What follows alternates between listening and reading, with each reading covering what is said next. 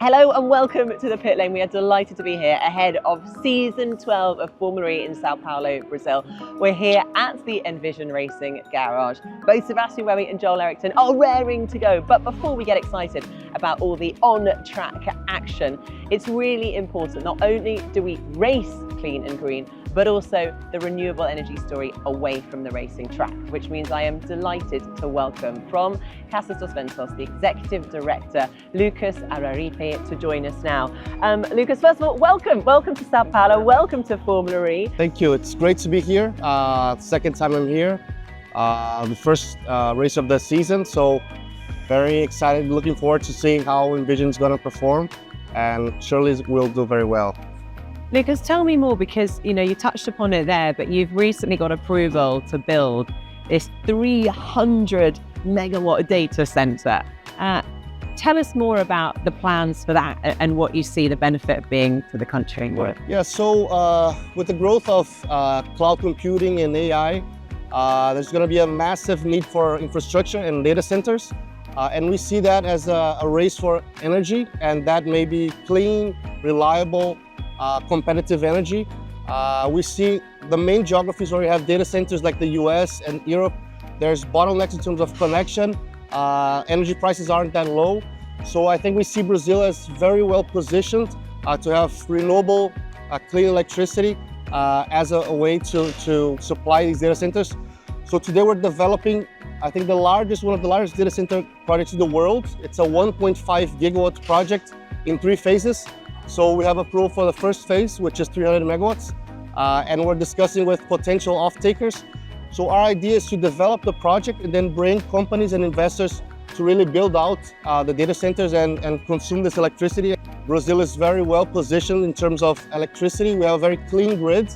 So among the G20 countries, we have the cleanest grid, and we have a very robust interconnected system, grid. So we think that having competitive energy and having a very reliable grid is an advantage for the destination of data centers here in the country. In addition to that as well, and also all the wind and solar projects that you've touched upon, you're also really heavily invested in green hydrogen projects and hybrid programs. Tell us a bit more about those.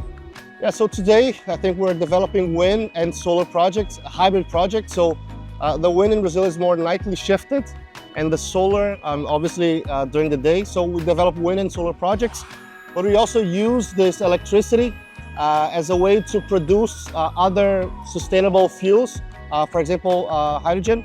So we have the largest project in Brazil today. It's a 600 megawatts project where we produce hydrogen, we convert it into green ammonia, and then we export that to Europe, where it's cracked back in the form of hydrogen and used in many refineries, chemical industries, and also transportation. So our idea is to use our electricity and not only be an electricity company, but also a sustainable fuel company. And this can be by hydrogen and by derivatives. So we have, as I mentioned, the hydrogen and ammonia project. Brazil has a lot of biogenic carbon. So when you add biogenic carbon with hydrogen, you have e-methanol, which is one of the main sustainable fuels for shipping industry. So we're also tapping e-methanol projects here in Brazil. We see that Brazil has a lot of iron ore, and if you reduce that with green hydrogen, you have green steel. So in the future, we also see green steel as a reality here in Brazil. We're also looking to SAF, sustainable aviation fuel. So you can do that by many routes, by the HEFA route, by the ethanol to jet, by methanol to jet. So we think that Brazil has clean electricity, competitive. We have a lot of carbon, biogenic carbon. The combination of these two makes Brazil really a powerhouse of, let's say, sustainable fuels for the future. I mean, it's incredible. You guys are really clearly leading the charge. But if there was one kind of headline bold statement with your ambitions, what would it be? Yeah, I think that Casa dos Ventos becomes an enabler and a protagonist, a catalyst of the energy transition in Brazil. And I think Brazil, we have a lot of potential for renewables and, let's say, clean generation. But the beauty of renewables in Brazil is that it happens in very dry regions, because when it's very windy, there's no rain.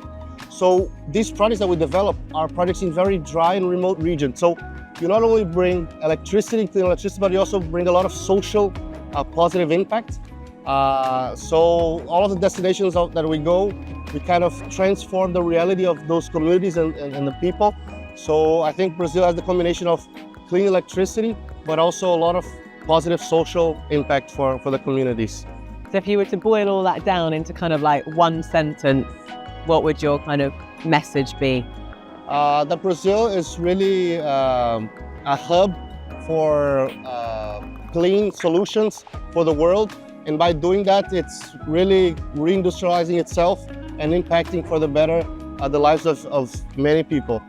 Amazing. Thank you so much for sharing that with us. Really, really interesting, and good luck. We're looking forward to watching what happens in the future. And good luck for Envision too, for the races.